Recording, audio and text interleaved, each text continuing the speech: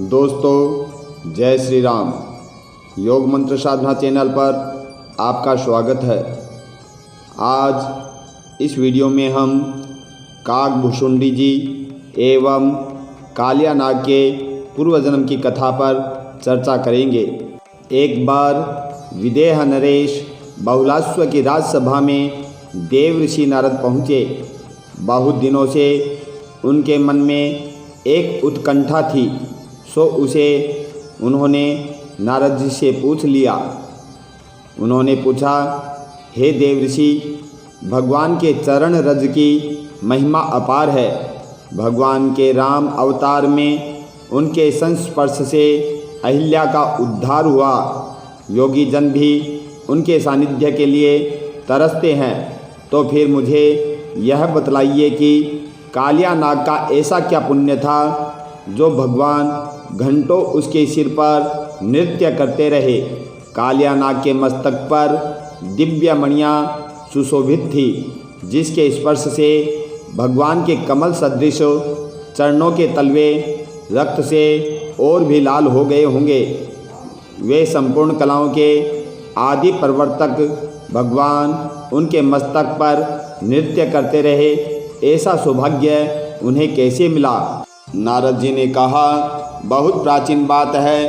पहले स्वयंभुव मनु के मनवंतर में वेदशिरा नाम के एक मुनि विंध्याचल के एक भाग में तपस्या कर रहे थे। कुछ दिनों बाद उन्हीं की बगल में तप करने की इच्छा से अश्वशिरा मुनि भी आ गए। इस पर वेदशिरा मुनि को अच्छा नहीं लगा। उन्होंने क्रोध में सांप जैसे फुफकारते हुए अश्वशिरा मुनि से कहा, ब्राह्मण देव, क्या सारे विश्व में आपको तपस्या के लिए यही स्थान मिला है जो आप यहाँ आ गए? आप यहाँ तप करें, यह अच्छा नहीं होगा, क्योंकि इससे मेरा एकांत भंग होगा। इस पर अश्वशिरा भी बिगड़ गए और कहने लगे, मुनि श्रेष्ठ, यह सारी भूमि महाविष्णु भगवान नारायण माधव की है, इसलिए इसका नाम भी माधवी है।